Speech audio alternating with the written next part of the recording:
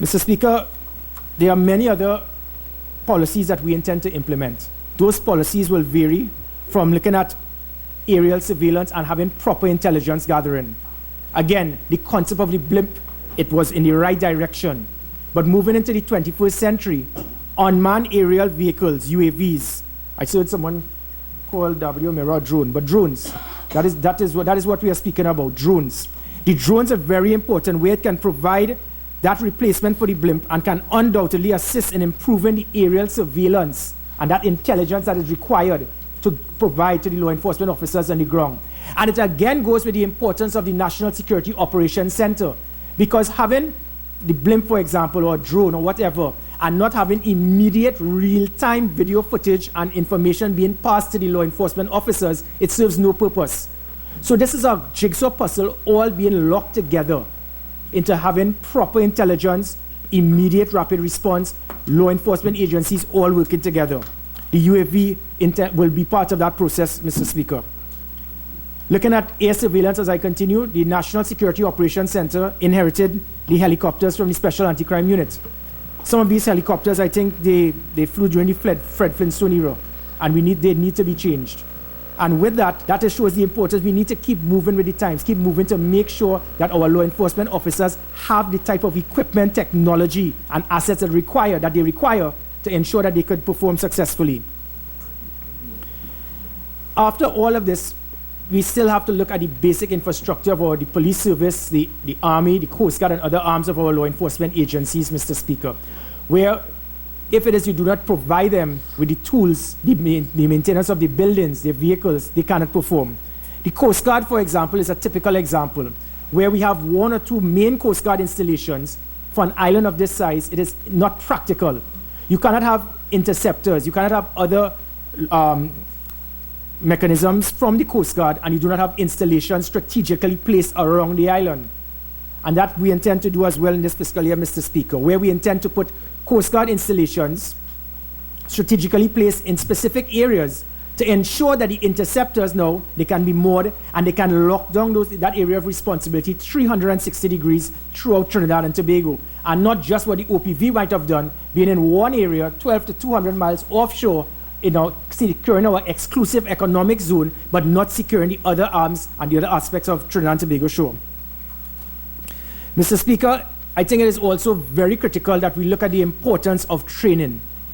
As with any business, as with anything that you do, training is important. The National Security Training Academy, again, an extract of what SORT was, where SORT, the training was specified to individuals, certain groups or certain organizations in the law enforcement agencies. The National Security Training Academy will be there to train each and every police officer, customs officer, immigration officer, prison officer, soldier, sailor, air guard. Every person who is part and parcel of dealing with law enforcement, they will now have the opportunity to be trained in the National Security Training Academy. That aspect of that National Security Training Academy, I could just give you a few examples of what we would be implementing this year. How can we have a police service without an indoor range? How?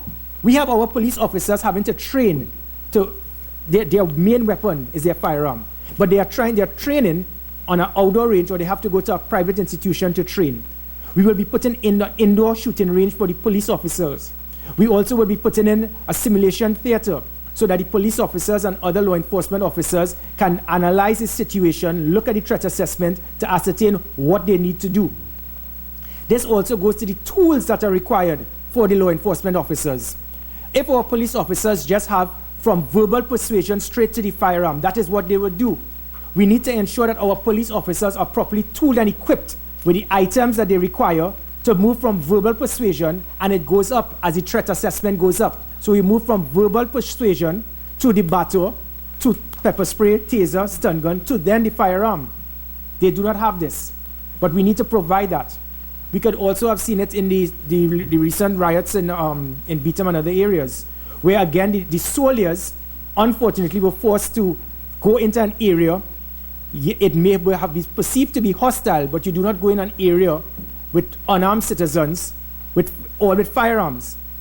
And this is what we would be doing, providing the law enforcement officials with the tools for such a situation. These tools in situations of riot and crowd control will involve water cannons, rubber bullets, tasers, and other aspects to ensure that you use minimum use of force. At all times, we must do this. And this could only happen going right back to proper training. Having a training academy that the soldiers and the police officers can train and work together in preparation for any natural or man-made disaster. And I will say natural or man-made disaster even recently with the floods in Diego Martin, when the soldiers, who again, people get the perception that the Trinidad and Tobago Defense Force are only there in case of a war, but they're also there as a civil power. They're also there in times of peace. They were also there in their numbers through the engineer battalion to move as quickly as possible to provide aid to those residents hardest hit in Diego Martin and the environs.